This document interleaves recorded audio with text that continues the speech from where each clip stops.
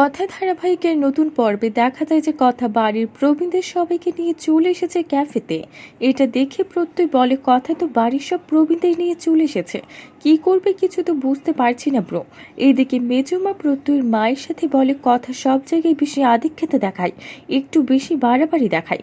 এইদিকে ইভির কাছে কথায় বানানো চপ নিয়ে যায়, গিয়ে বলে পাচক মশাই আপনি বাড়ির প্রবীণদের উপর রাগ করবেন না, ওনারা এসেছে শুধুমাত্র রবীন্দ্র জয়ন্তীতে গান গাইতে। এভিকে বলে এটা একটু খেয়ে দেখুন, এটা আপনার ক্যাফেতে রাখা যায় কিনা। এভি মনে মনে বলে গোবর দেবী দিন দিন আমার লাইফের সাথে জড়িয়ে পড়ছে, ওর অবদান বেড়ে চলেছে। চপটা খেয়ে অনেক ভালো স্বাদ পাই পেয়ে বলে এটা রাখা যায়। আড়াল থেকে সবটা দেখছিল ম্যান্ডি, দেখে বলে যে করে হোক কথাকে এভির থেকে দূরে হবে। আর দেখে এভির মায়ের জন্য রাখা চেয়ার ক্যাফেতে নেই। এইটা দেখে এভির কানে তুলে দিলে এভি রেগে যায় কথার উপর। আর এদিকে কথা গানের অনুষ্ঠান শুরু করে দিয়েছে।